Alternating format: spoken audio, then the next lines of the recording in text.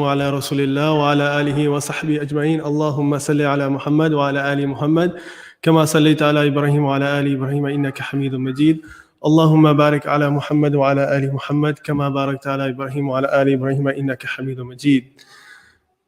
So is the PowerPoint showing up, Sheikh? Okay, good. So today, my name is Abdullah Bokhari, for those that don't know me. Aside from emergency medicine and family medicine, one of my other board certification is in obesity medicine.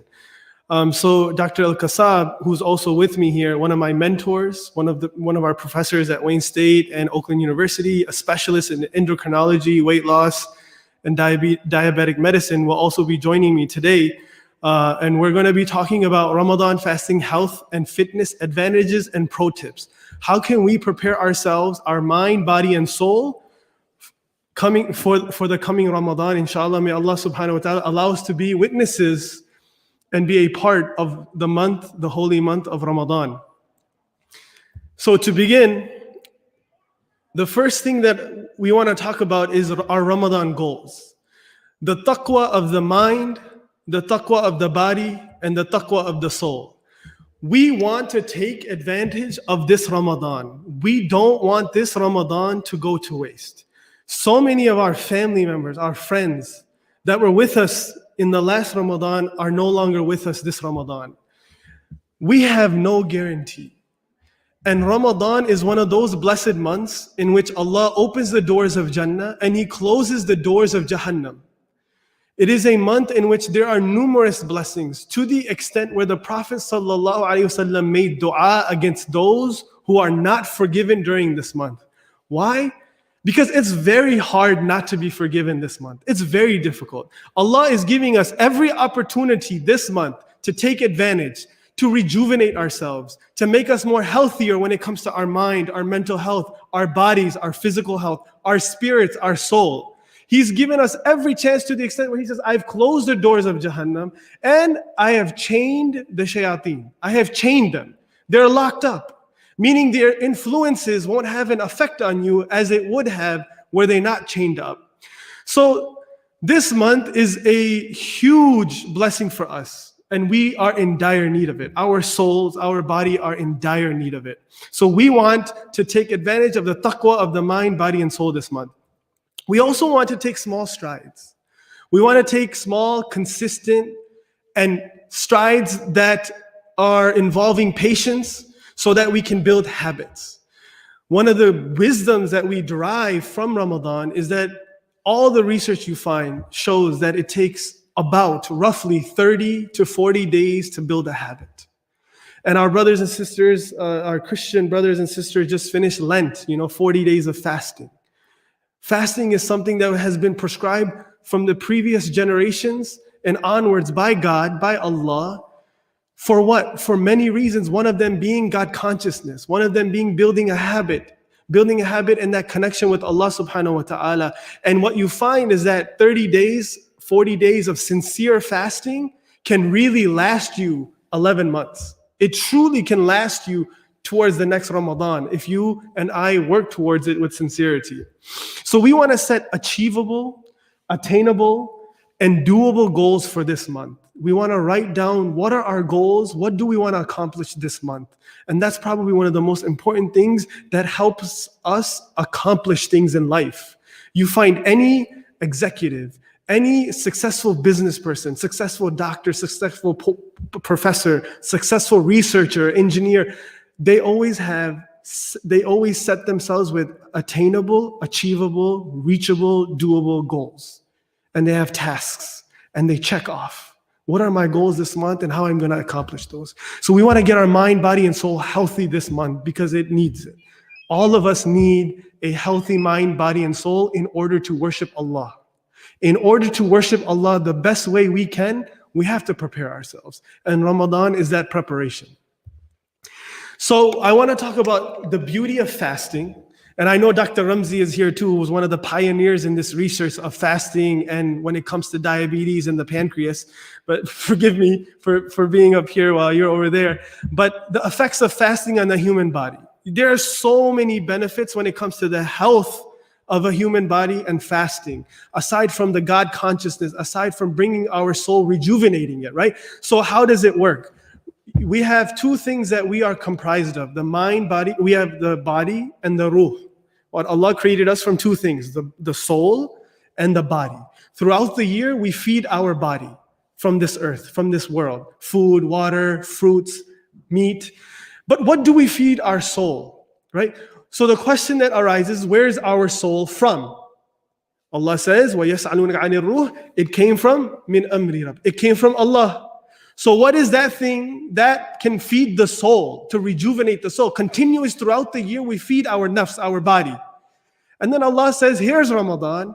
Now you feed your soul. So there's an inverse relationship between the soul and the body.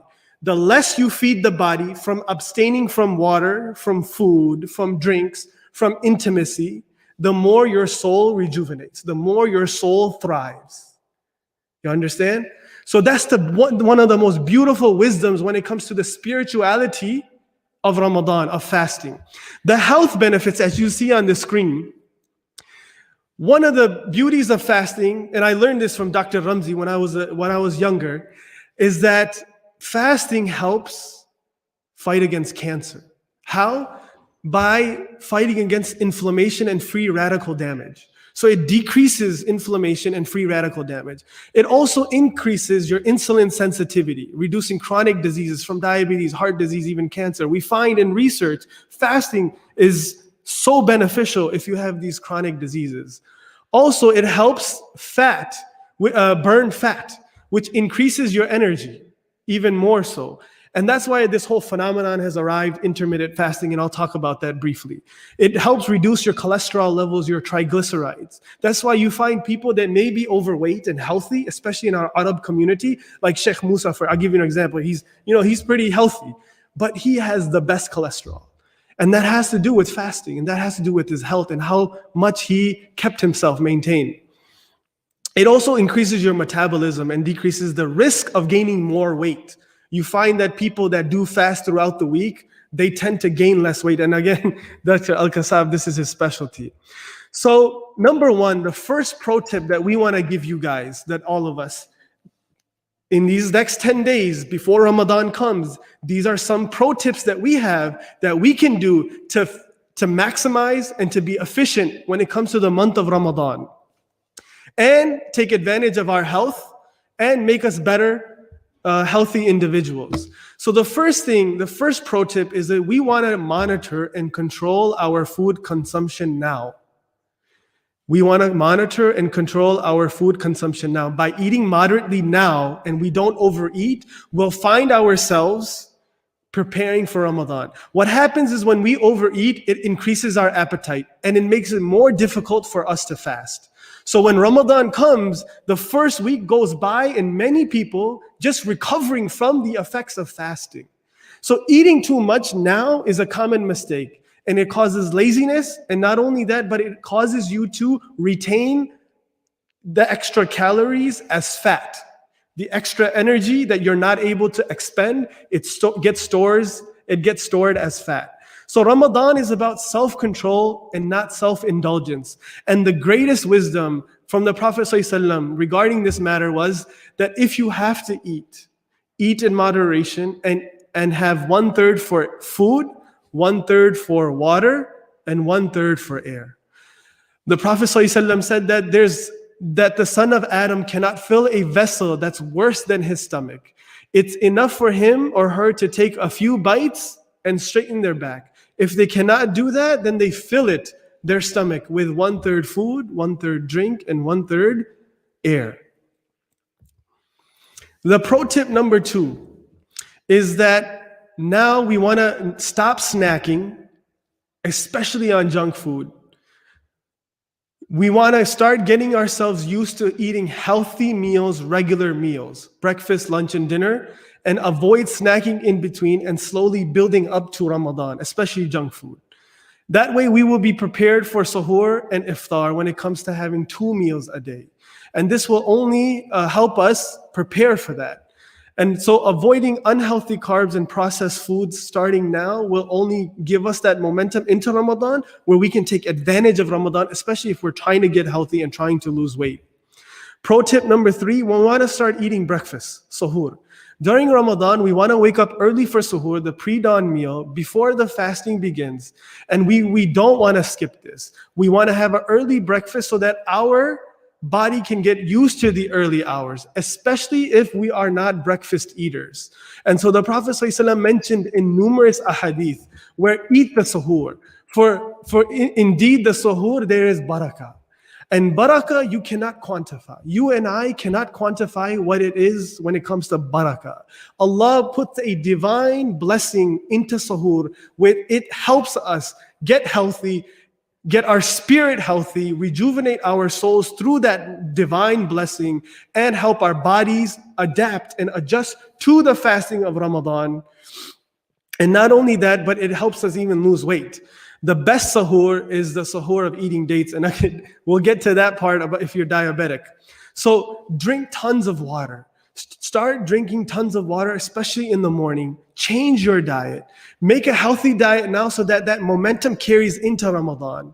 And don't be the one who learns the lesson in Ramadan, rather before Ramadan. And that's the best of us. We prepare before Ramadan, right? When you're preparing for a 5K run, you don't go into the 5K run starting then. You start preparing months before for that 5K run. Same thing with Ramadan. Verily Allah subhanahu wa ta'ala and his angels send blessings upon those who eat suhoor.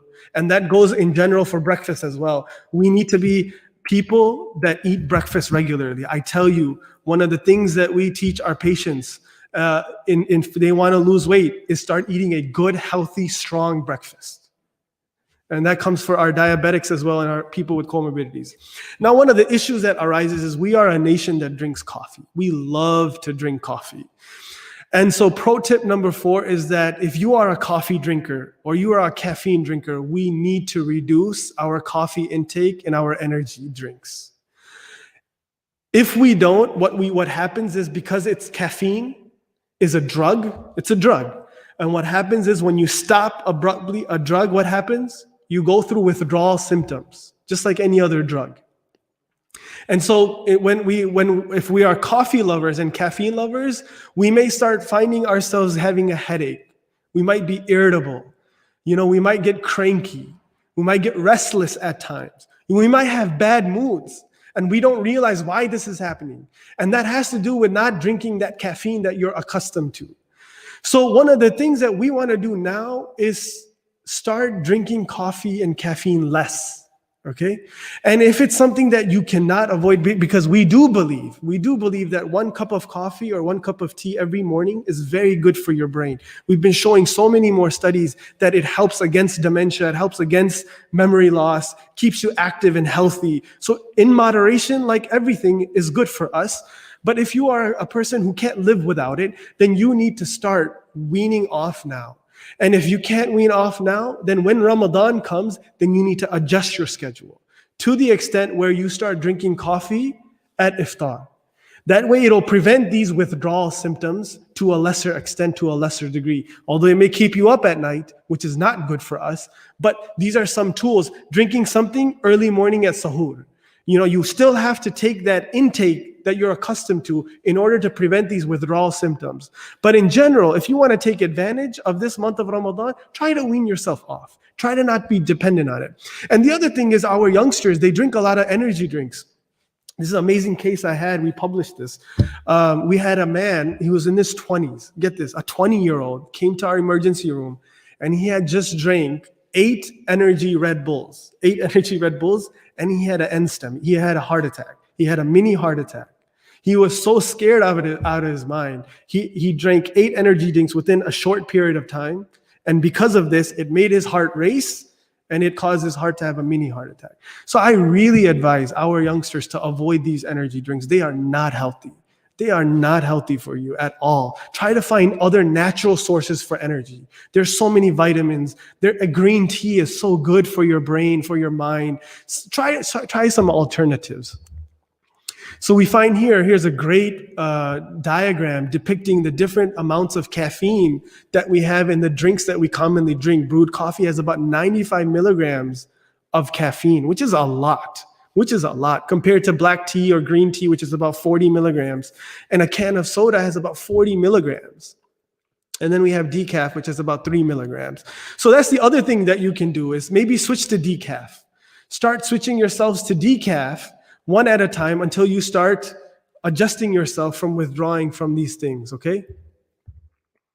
Tip number 5, pro tip number 5. If you are a smoker or you are a vapor, we really advise you not to. I mean, this is so bad for your health, and our bodies are a trust from Allah subhanahu wa ta'ala. Smokers who enter Ramadan unprepared experience tremendous withdrawal symptoms. Again, similar to caffeine, irritable, they get angry, you see them restless, and this affects the family dynamics. You get impatient. They have difficulty concentrating at work, especially during the fasting hours because of that nicotine. And so we as Muslims, Allah gave us the opportunity to help us get healthy, get our bodies healthy. Our families deserve better from us. If you are a person that smokes, male or female, your family deserves better from you. They deserve you to be there for them for a long period of time and not die early because of smoking and the effects that smoking has on our bodies. And that goes for vaping as well. None of this stuff is good for you. None of this stuff is good for you. All of these things have so many chemicals that are cancerous causing. So to avoid this, reduce your smoking during the day now so that when Ramadan comes, you're prepared. You're prepared. Go through the withdrawal now rather than later. Ramadan is an opportunity for us to quit our bad habits and smoking altogether. And there's many harms to nicotine and THC, especially marijuana, weed. And many of our youth smoke weed.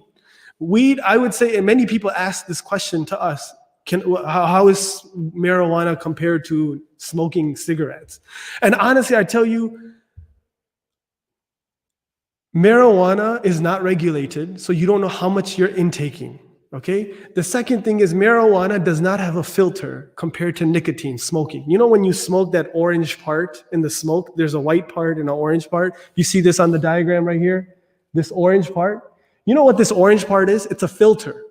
So they try to filter all the carcinogens, all the toxins through that filter. But when it comes to marijuana, there's no filter. In fact, you get 20 times more smoke exposure to your lungs than smoking cigarettes when it comes to smoking marijuana or when it comes to vaping. Do you know this? No, we don't know this. And that's why you have so many youngsters right now going through lung transplants because of vaping. It's really bad for you. What will we answer to Allah subhanahu wa ta'ala on the Day of Judgment? Now, this is a beautiful image here depicting all the chemicals in a vape. Look at this: propylene glycol, lead, acetaldehyde, formaldehyde, toluene, cadmium, acetone, nickel, acrolein. These are all the things that we're ingesting, and there's no filter. There's no filter whatsoever, aside from nicotine. So we really advise, please, do it for your family. Do it for Allah subhanahu wa ta'ala. Quit smoking. Just the best results are when you quit cold turkey. We do a lot of counseling on tobacco cessation, right? Stopping smoking. What's the best that I have seen in practice? If you stop cold turkey and you stop going around those environments that cause you to smoke. Okay, we understand there's a lot of stress. So, you know, people that are stressed, they smoke. So try some alternatives, try some stress relievers, try nicotine patches, you know, try something, do it for your health. Okay, pro tip number 6, regulate your sleep now. Okay, if you know, my father, he always advised me as a youngster, as growing up, he used to say, early to bed, early to rise makes a man healthy, wealthy, and wise. Get into the habit now of sleeping early. You look at Jeff Bezos, you look at, what was the Apple guy? Cook, Bill Gates, all of these guys, you read their biographies.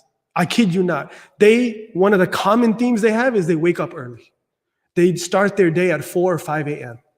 And this is the habit of a Muslim. We believe we should be awake during that time because the angels are descending down and giving blessings, and they're witnessing the recitation of the Quran. And not only that, but you find houses that are awake after Fajr with more blessings in their homes. This is a fact. This is a fact.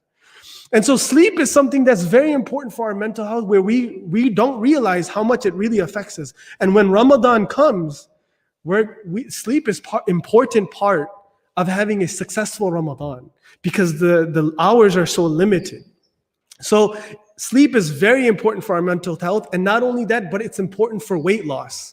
Weight loss occurs, majority of weight loss, fat burning occurs at night. So you find people that are not healthy sleepers, they tend to gain weight more and they tend to lose it less. It's hard for them to lose weight because they're not getting good rest.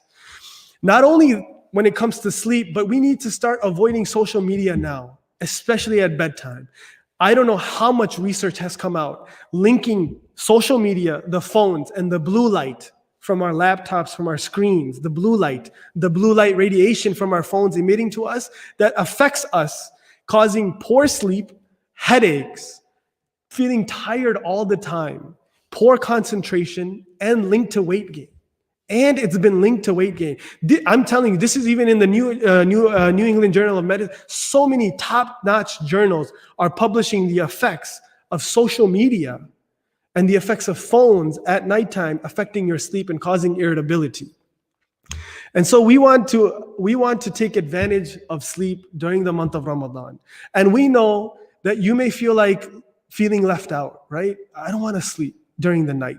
You know, one of the blessings of Ramadan is that even the night you sleep becomes a worship of ibadah, becomes an act of worship. Allah rewards you for sleeping in the month of Ramadan because you're going to wake up for fasting. So it's a blessing. Okay, I have a few more pro tips and then we'll go to Dr. Al-Kassab. Pro tip 7, prepare your menus now before Ramadan starts. Many times we waste time in Ramadan trying to figure out what we're going to cook. And that really wastes time. Ramadan is not about what you're going to eat, what you're going to cook. It's about the spirit. It's about the heart. So meal plan now, so it saves you a lot of hassle later on when you're adjusting and taking advantage of Ramadan. You want to prepare meals now in the for the first week of Ramadan and then slowly build on that. And you want to avoid carbs, processed foods, unhealthy sugars. So pro tip number 8, what to eat, what not to eat. You want to avoid eating unhealthy carbs, pasta, rice, bread in excess, okay? Especially processed stuff.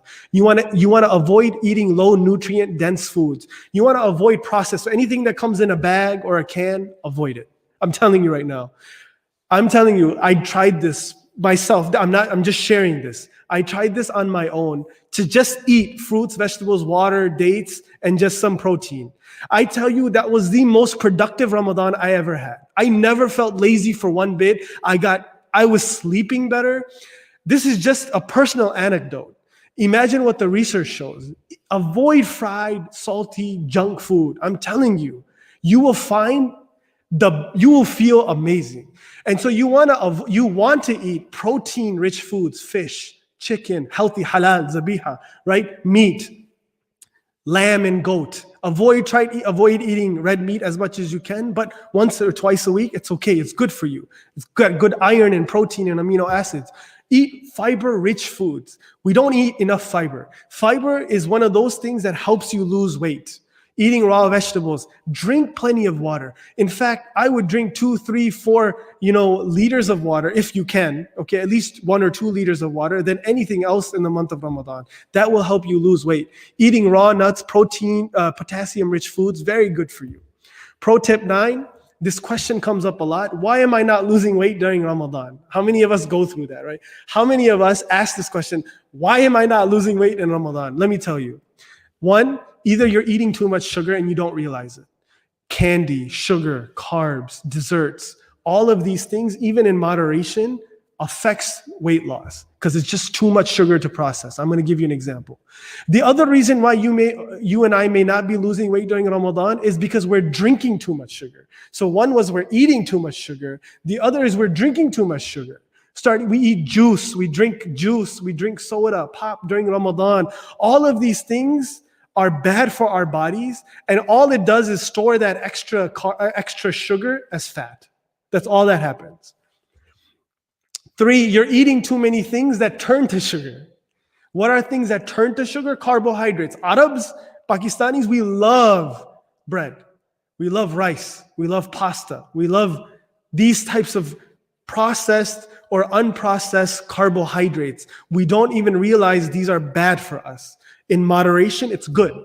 But too much is bad for us. And we tend to go overboard in Ramadan. And that's what happens. What happens? You eat that extra carbohydrates and you store it as fat because your body's like, I only need this much.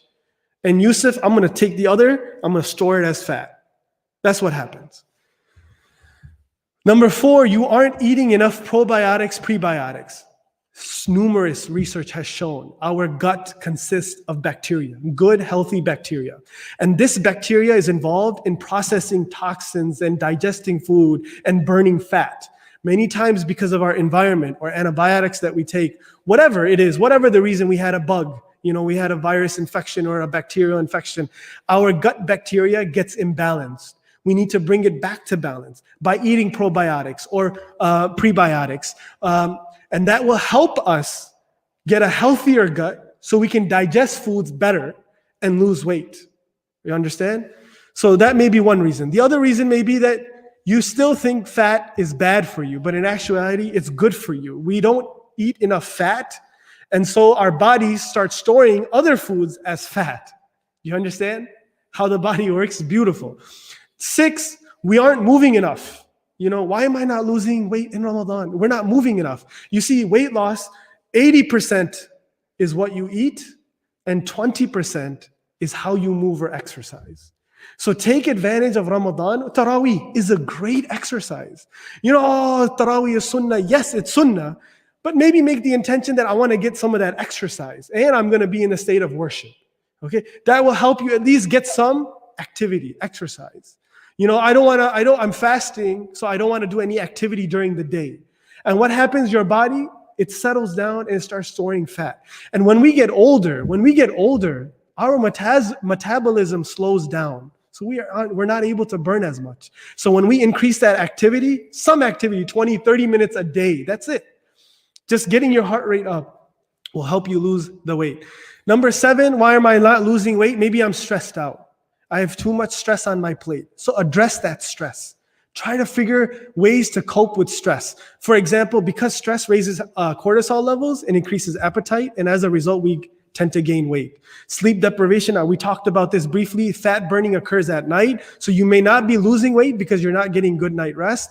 And number 9, not drinking enough water. As we age, one of the things that helps us speed up our metabolism is water and fiber. Maybe we're not drinking enough and eating enough healthy foods, and we start storing that as fat. So here's a nice diagram before I end. How much sugar is in our drinks? To give us a perspective, look at this. 19 teaspoons in a 20-ounce bottle of Mountain Dew or Coke. That's the sugar content. Now, what happens when your body doesn't eat all that sugar? It's going to store it as fat. Look at Monster drinks, vitamin water, Snapple, Gatorade. 8.5 teaspoons of sugar. And I'm talking about sugar cubes. Look at this. Teaspoons of sugar. Just to give you a perspective, you drink just half a cup in Ramadan and ask yourself, why am I not able to lose weight? Perhaps. Coca-Cola, 120-ounce of glass, 16 spoons of sugar. Just to give us a perspective in this. So taking advantage of the intermittent fasting. So many diets focus on what to eat, but intermittent fasting focuses on when you eat. And so the most common intermittent fasting regimen is the 16 to 8 hours. 16 hours of fasting, 8 hours of eating. This is what fasting is in Islam. This is exactly what the Prophet ﷺ advised us. Fast 2 days out of the week, Mondays and Thursdays. Fast in the middle of the month, 13th, 14th, and 15th of every lunar calendar. And what you find is you become healthier. You don't get, you really prevent diabetes and some of these chronic conditions. High blood pressure gets well controlled. This is something that's in the sunnah. You get rewarded for it. And now they're coming out and saying that intermittent fasting is good for you. Now, because of time, I'm just going to skim through this. The best way to intermittently fast is if you introduce a keto diet. Okay, the body uses fat as energy, and so when you do intermittent fasting with a keto diet, you will get more results and more return. Okay, so I'll end there, inshallah. Just to summarize, we want to set up Ramadan as achievable, attainable, doable, simple goals. We want to eat healthy, avoid snacking, eat consistent meals throughout the day, drink plenty of water, eat a good sahur, reduce your coffee and caffeine intake, wean off smoking and vaping, regulate your sleep cycle now, prepare your menus and food schedule now, be conscious of what you eat. And weight loss in Ramadan is because either we're not eating the right things or we're eating too much of the wrong things. And we need to get a good night rest and take advantage of fasting and keto diets. We need to take advantage of Ramadan and put the slim back in Muslim. Okay? So without further ado, I'm going to go to Dr. Al-Kassab. He's one of our local endocrinologists and diabetic specialists, and he's going to talk about fasting in Ramadan with diabetes and anything else that he wants to mention. السلام عليكم ورحمة الله. الحمد لله رب العالمين والصلاة والسلام على سيدنا محمد وعلى آله وصحبه أجمعين. اللهم بلغنا رمضان يا رب العالمين وتقبله منا إن شاء الله. Brother Bokhari already has set the stage for what I'm going to talk about. My main concern or my main advice today will be about diabetes. And for the benefit of our brothers, friends who are not with us and who are watching, I'm going to talk Arabic and English for the benefit of people in case they don't know English. Now, the first tip is basically to check with your doctor who knows your condition, who knows your situation about whether or not you can fast or not. I'll give you some general advice, but it is important to talk to your doctor about this. Now, let me start with some basic facts about diabetes. There are two kinds of diabetes. The first one is called type 1, used to be called insulin dependent. This is the type that only can be treated with insulin. And typically you need multiple injections of insulin or an insulin pump. So this is called type 1. Type 2 is the more common type, and this can be treated with diet, with pills, with insulin, with injections that are not insulin, and can be used as well with insulin. So both kinds can be either controlled or uncontrolled. فالسكري مرض السكري من نوعان. النوع الأول النوع المعتمد على الإنسولين، يحتاج الإنسان إلى الإنسولين دائما وبالضرورة لازم يأخذ الحقن بأوقات متعددة في اليوم ولا يوجد علاج غير الإنسولين. النوع الثاني ممكن علاجه بالحمية أو بالحبوب أو بالإبر غير الإنسولين أو بالإنسولين كذلك. وكل الأنواع عادة تكون أما منضبطة أو غير منضبطة. Ramadan diabetes requires a risk stratification. Like anything else, if you go to surgery, your doctor tells you are high risk, low risk, medium risk. Same thing with Ramadan. We have people who are classified as very high risk. These are the red arrows here. And these are the people with poorly controlled type 1 diabetes. This is judged by a measure we call the hemoglobin A1C, which is the average sugar over the past 3 months. If the sugar is above 9, then fasting is not permissible. People who have had low blood sugar events 3 months within Ramadan, or they had too much high sugar with ketoacidosis also 3 months with Ramadan, are not strongly advised not to fast. People who have had issues with their control of the sodium and potassium and stuff in their blood, they call it hyperosmolar state, again requiring admission to the hospital, should not be fasting Ramadan. People who are acutely ill, people who have advanced complications. Diabetes leads to kidney failure, blindness, nerve damage, heart conditions. All of these who have advanced complications are not advised to fast. And of course, pregnancy, which treated with insulin, is not advised to fast. فالمجموعة الأولى المجموعة العالية الخطورة الذي ينصح بعدم الصيام، وهي أنه الناس اللي عندهم النوع الأول من السكري ومصاحب باختلاطات ونسبة السيطرة عليه ضعيفة، فهؤلاء يمنعون من الصوم أو ينصحون بعدم الصوم. الناس الذي لديهم إشكالات في انخفاض السكري بشكل شديد بالثلاث أشهر قبل الصيام أو ارتفاع كبير بالسكري أيضا ينصحون بعدم الصيام. كذلك الحوامل اللي يحتاجون الانسولين ينصحون بعدم الصيام. That's all well and good, but I know people have the sentiment they like to fast regardless of this. So I'm going to give you some advice at the end of that. Keep in mind what the brother Bukhari said. Ramadan is about taqwa. So just because you don't fast does not mean you don't read Quran. Does not mean you don't pray. Does not mean you don't make dua. Does not mean you cannot make tahajjud. All of these are you're going to do as well, and you get the reward. Just because you don't do the fasting part doesn't mean that you don't get the reward. The second group are the people with moderate risk, and these are people who have also difficulty in controlling their sugar, and they are type 2s generally, people who do not need insulin for survival.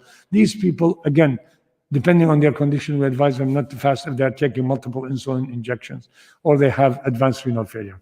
On the other hand, well-controlled diabetics can fast with some recommendations.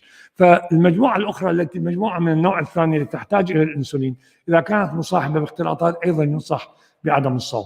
لكن لو كانوا مسيطر عليه بحبوب وبأدوية سهلة فيجوز لهم الصوم كما نشرح إن شاء الله.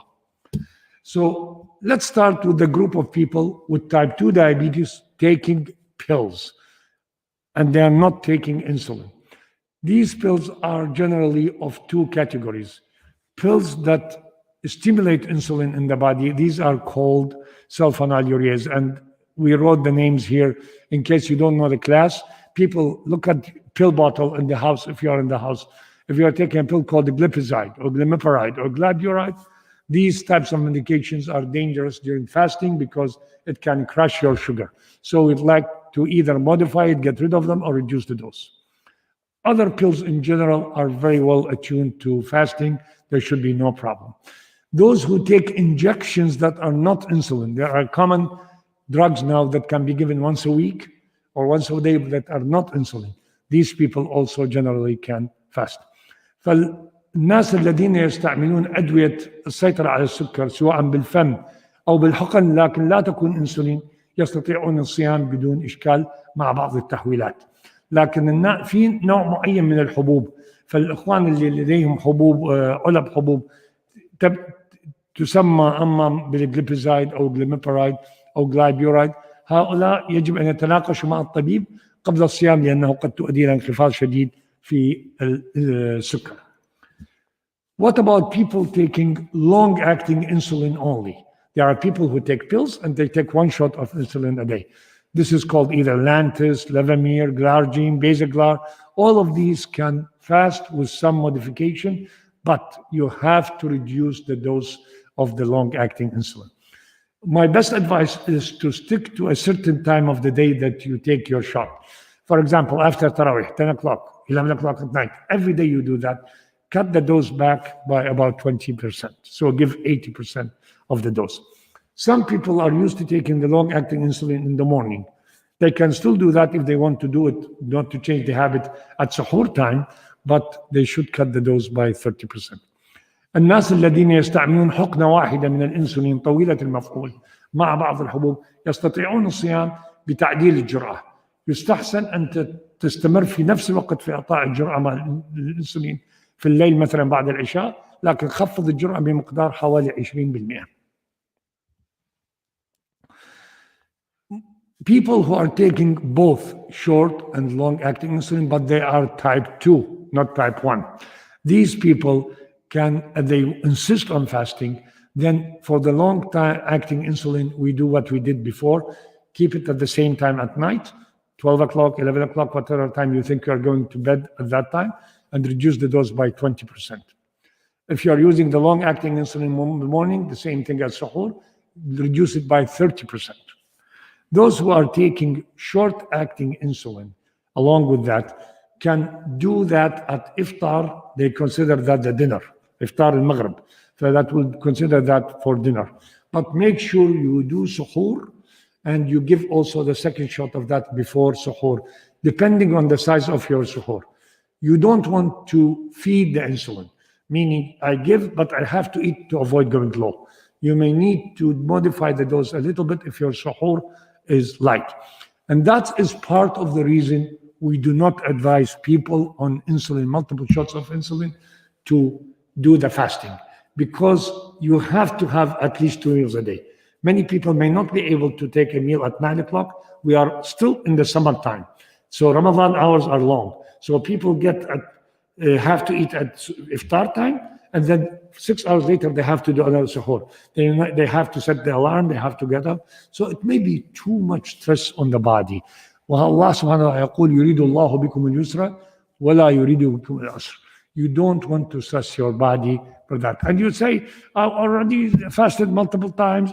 You are talking about some damage to the body that can come later. So if you have difficulty, take the rukhsah.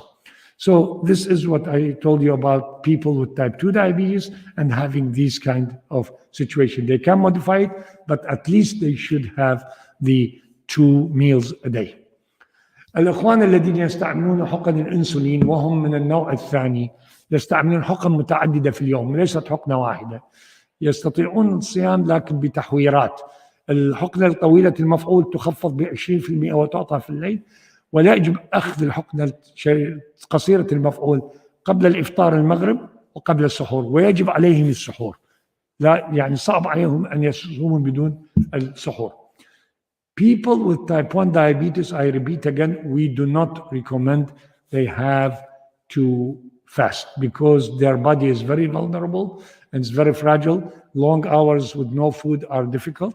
But if they insist, they have to do suhoor. They have to check their sugar multiple times a day. Like we modify the long-acting insulin by 20% or 30%. And you have to have your insulin before the meals of Maghrib and before suhoor as well. And again, you have to modify it depending on the size. أما الإخوان من النوع الأول المعتمد على الإنسولين فيجب عليهم أو يستحسن بشدة عدم الصيام، وإذا أصروا على الصيام تخفض الجرعة طويلة المفعول بمقدار 20%، لكن يجب عليهم السحور لأنه لا يمكن أن يعيشوا على وجبة واحدة في اليوم، وكذلك يعني السيطرة عليه تكون ضرورية بهذا المعنى. So let me close down with some practical advice. There is a reason why the Prophet ﷺ said to break your fast and then pray and continue your meal. This is sunnah, this is not a fault, but it is very conducive to health. Why? Because insulin needs time to work in the body. So you break your fast, we'll talk about the dates in a minute, and if there is, and try to get the body to be prepared. Give your insulin shot, expect how much to eat and consider that in your shot. Pray Maghrib, go back to eat, and don't eat the whole futur in one sitting. You have to do 2/3, 1/3. 2/3 of the futur, like Abdullah said, and then a smaller piece after Tarawih, 3 hours later. That's different from suhoor. And people who have issues with their blood sugar, if your blood sugar drops below 70, you've got to break your fast. Goes above 300, you've got to break your fast. People who have issues with risk of COVID or have feeling sick, they need hydration, they have to break your fast. So ما هي الشروط أو الأمور التي يجب أن تكسر الصيام لو كنت صائما ولديك مرض السكر؟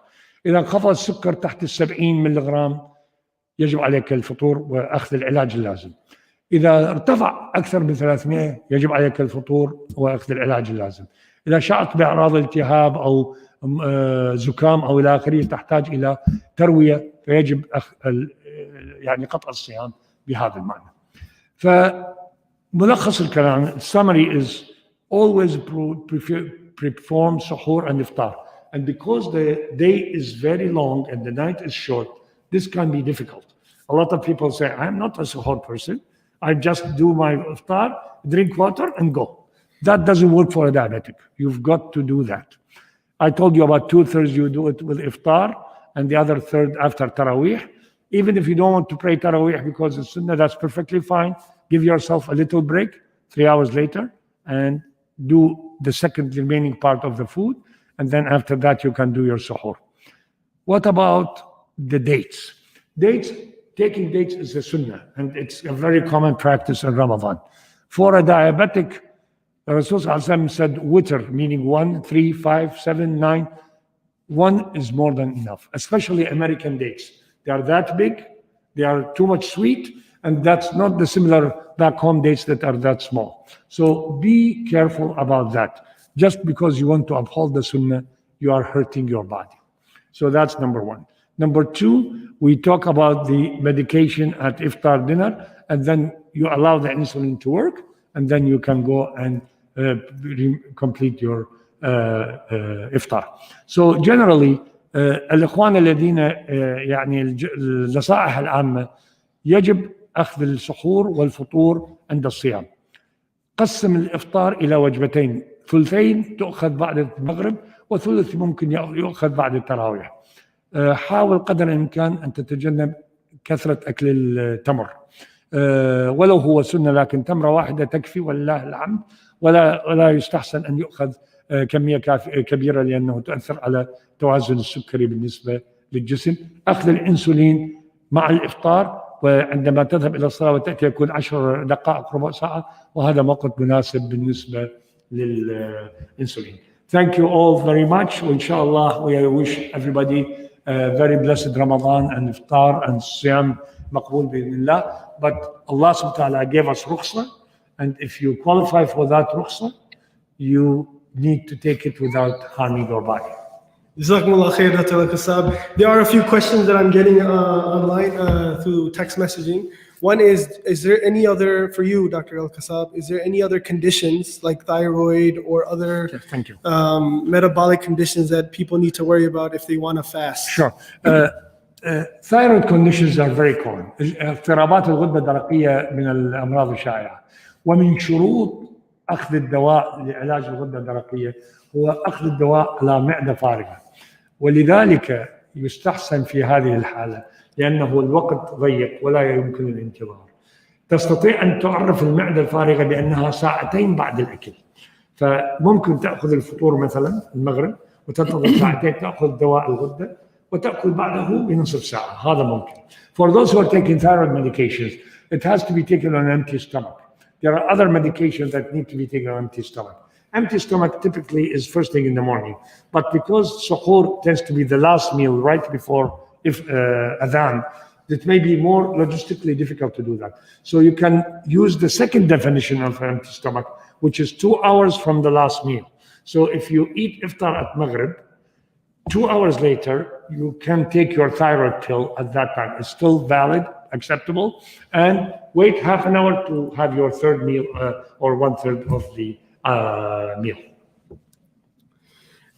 The other thing that we want to mention is that if you are going to fast and you're on insulin and you're die-hard about this, which is understandable, keep in mind what Dr. Al-Kassab said. If you start having symptoms of hypoglycemia or hyperglycemia, then you need to break your fast just for that day. It may be the fact that maybe you may be able to fast maybe 10 days out of the month, maybe 12 days because of the energy that you have in our body, and sometimes you need to take a break. That's okay too, and you can make up the fast later on.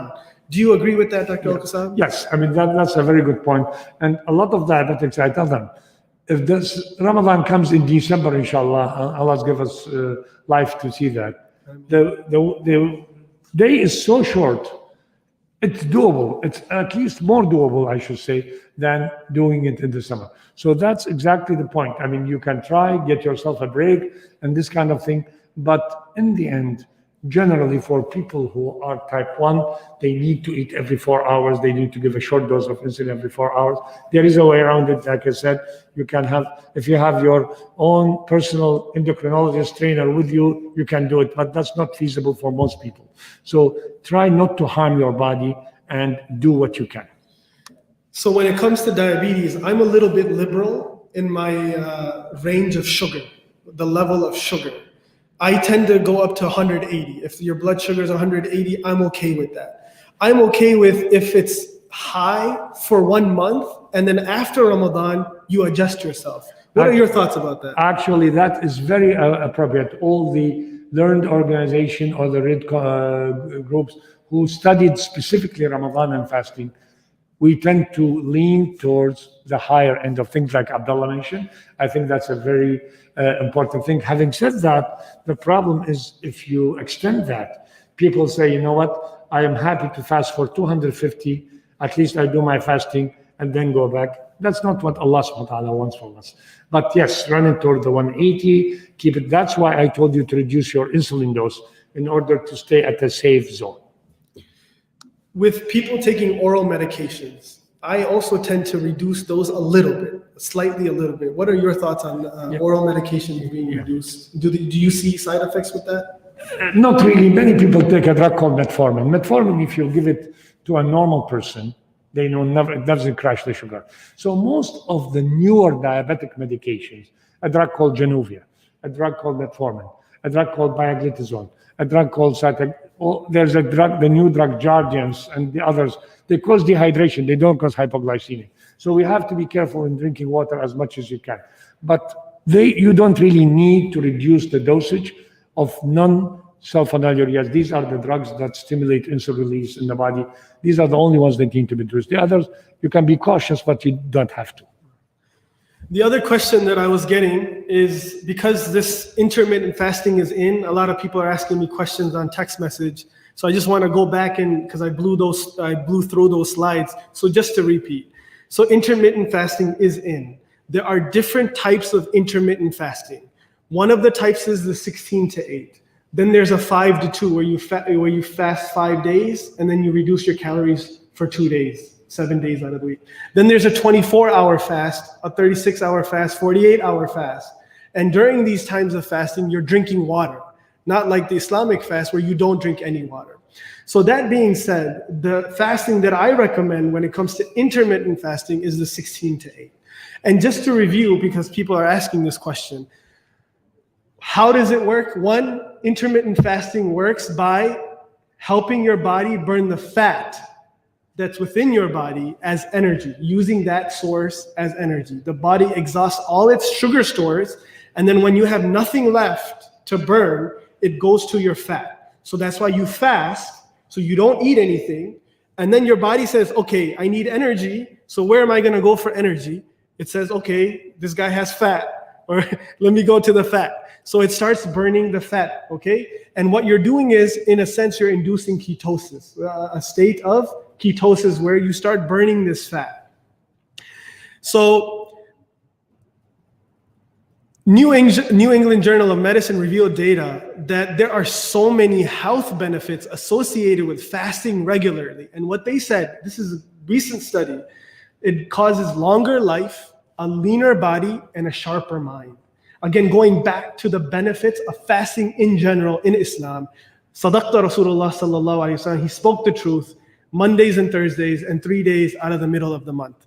Now, I added to that if you really want to maximize in weight loss, and I think this is very important in our time, we as Muslims should be healthy. There's no excuse for us. It's tough living in America, stress and cars and lack of a physical activity. So taking advantage of the keto diet also results in healthier and better results. Now, people are asking about what type of keto diet. You can go online. Many of our Muslim brothers and sisters here in this masjid have lost a lot of weight with a keto diet. Now, if you add fasting to that, your results are going to only increase. Keto diet involves a low-carb diet and adding foods that are healthy fats and healthy protein. It's very difficult for us because we love bread, we love rice, we love pasta, potatoes, and these types of foods. And we really advise limiting that to, I would say, once a day to the size of your fist. That's, if you really want to eat carbs, it should be the size of your fist a day max. So that was just to go back to the advantage of taking advantage of the intermittent fasting and keto diet. Is there any questions before we end? We have 5 minutes for Salah, inshallah.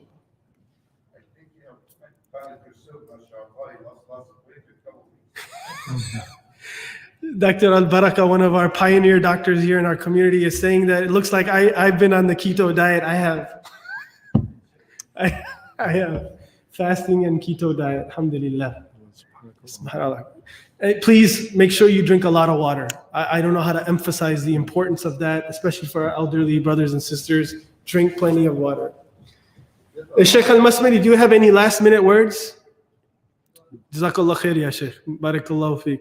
Please stay tuned for Ramadan and the preparations for Ramadan. We really advise the community to be vaccinated.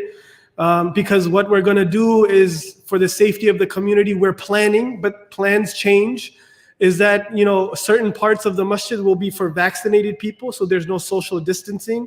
Certain parts of the masjid will be for unvaccinated people, so that they can observe social distancing. So we're going to try to make that work, inshallah, and try to make it better for everyone. So please stay tuned, get on the email list, be in tune with our website and our text messaging, so that we're ready. And please remember, Allah knows our condition. Allah will reward us for our intention. If you're unable to make it, if it's a hardship, if you have really a lot of health concerns, a lot of comorbidities, we advise you to stay home. Allah will reward you the same reward, if not more, because of this mujahidah, for this jihad. So keep that in mind. Allah subhanahu wa ta'ala, as Dr. Al-Kassab mentioned, that He wants ease for us, not hardship.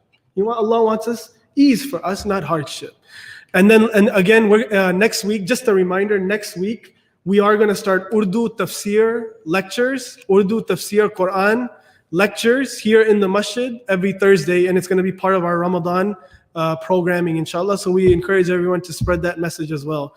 Subhanakallah wa bihamdik, nashhadu an la ilaha illa anta, nastaghfiruka wa natubu ilayk. Assalamu alaikum wa rahmatullah.